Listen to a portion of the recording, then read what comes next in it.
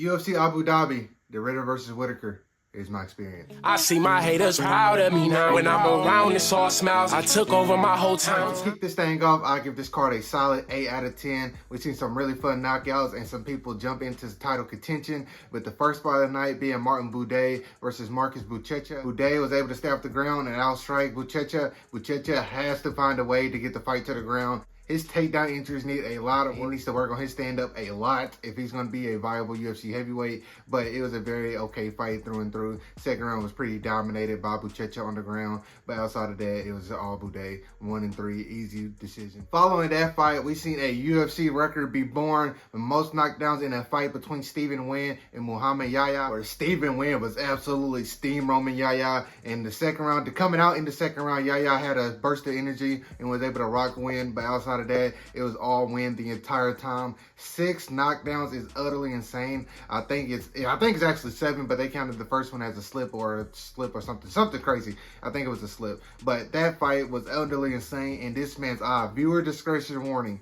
That man's eye is gross. I can't imagine what it looks like right now, but Stephen Nguyen is able to get his first UFC win. Congrats to that, man. Following that fight, we probably had the most boring fight of the night, which is probably the big surprise coming from both these fighters. You have Billy Elikana versus Abo Aslan. This fight was pretty much a sparring kickboxing match. I mean, none of them really went for it, and that's a horrible fight to watch, and I advise you not to go watch it. You're not missing anything. When Billy Elikana was able to, wanted to throw more than one shot, he connected and looked like it was stunning. Abo Aslan, he just didn't want to go for it. It was a really boring fight. I advise you not to watch. And after that fight, we had a pair of top 10 strawweights going at it, with Tabitha Ricci versus Amanda Ribas. Ricci looked phenomenal. Absolutely phenomenal, and that finish sequence was absolutely crazy. An elbow to the eye. I can't imagine how badly that hurt for Ribas, and she did get surgery on it again. Baby Shark is now in the top 7 in the UFC strawweight rankings. Who do you guys want to see her fight next? And hopefully Amanda Ribas has a good surgery and a road to recovery coming back.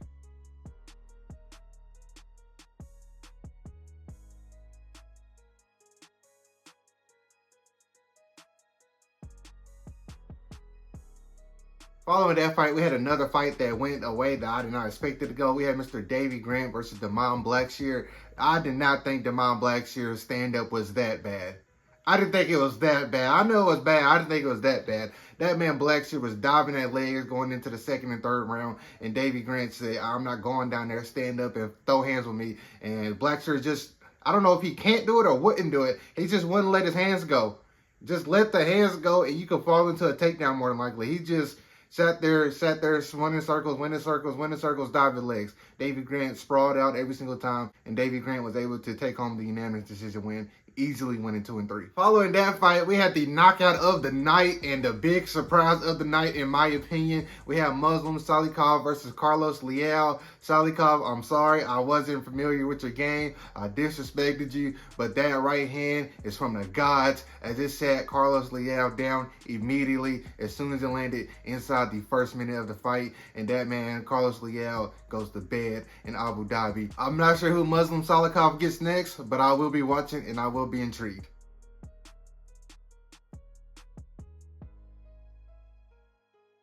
After that fight, we had the prelim main event of the night. We had Bryce Mitchell versus Saeed Nurmagomedov. Bryce Mitchell dropped the first round. It looked like he was trying to stand up with Saeed for some reason. Well, not really. He was trying to get him down. He just couldn't get him down. But outside of the first round, Bryce Mitchell pretty much took over, and he looks like he found a new home at 135. I didn't think it was the smartest move, but after seeing him fight, he did look pretty good at 135. So I can't wait to see what he does next at 135. I think he should get somebody in the top 15 his next fight out. Who you guys think Bryce Mitchell gets next? Let me know. Opening up the main card, we had Mr. Bogdan Guskov versus Nikita Krylov. Bogdan Guskov is still running through 205 like a hot knife through butter, and that man is able to put Nikita Krylov out in the very first round. They thundered his right hand and followed it up on the ground with several shots. That ended Nikita Krylov's fight night in Abu Dhabi. Who do you guys want to see Bogdan Guskov fight next? I don't know yet, but that man is on a absolute tear right now in the light heavyweight division, and I cannot wait to see who he gets next.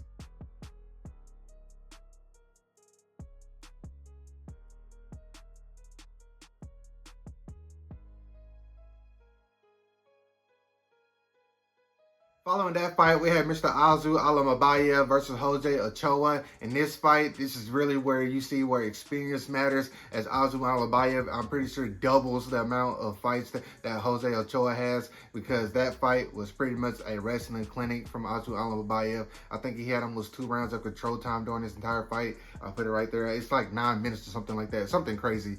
But that man, Jose Ochoa, just couldn't find a way back to his feet to where he was comfortable, and IOU TA is able to take home the unanimous decision victory. And after that fight, we have the fight of the night. We have Mr. Sarah Magomedov versus Marc-Andre Barriault in a fight where I think this is the most damage that Sarah Bullet has taken so far his UFC career. Got his nose broken by Marc-Andre Barriault. But the plus side of that, he won the fight very convincingly. He was able to win all 3 rounds, in my opinion. But what do you guys think about this? Let me know. Do y'all think Sarah Bullet is going to be one of those fighters where he's not at the top level, but he's a very, very fun fighter? Or do y'all think this is just like a weird little roadblock for him, and Marc-Andre Barriault is just somebody that you just run over? What do you guys think about that? In the co-main event of the night, we have the former champion Peter Yan taking on Marcus McGee, a fight that kind of came out of left field, but Peter Yan was able to show that there is levels to this game, and he is still at the top level of his game, as he was able to absolutely dominate Marcus McGee. Marcus McGee just didn't have an answer for anything he was doing. It looked like Peter Yan was just playing on Xbox or PlayStation and just doing whatever he wanted to the majority of the fight. He was able to add in new moves to his arsenal, and he looked absolutely phenomenal doing it. Peter Yan, I know he lost to the champion 50-45 when they fought, 2-3 years ago, versus Merab Dvalishvili. But at this point, Merab was about to run laps around the division, so I think it's about time for Peter Yan to get another crack at the UFC bantamweight title. In the main event of the night, we had Reinier de Ridder taking on Robert Whittaker. Reinier de Ridder, oh my goodness, that knee, that lead body knee is absolutely insane, and they was able to connect to Robert Whittaker multiple times, but Robert Whittaker was able to time one of those and absolutely floor Reinier de Ridder. I'm not really sure how he was able to survive that onslaught from Robert Whittaker, but he was, and he was able to eventually win the fight, which I agree. Personally, I think he won the fight. I gave de Ridder 2, 4, and 5, and it was a very, very close 5. It depends how you score 5, but I think de Ridder was able to get it done. What did you guys think about UFC Abu Dhabi? What was your favorite highlight of the night? What was your favorite low light of the night? What was the big surprise of the night? Let me know down below in the comments. And like always, if you enjoyed the video, please make sure you like, comment, and subscribe. Be good people. Peace. And if you want a Dime Fitness shirt, go to the link in the description below. They got all type of good stuff on there. And you can use code Snoop78 to get yourself 15% off. Thank you.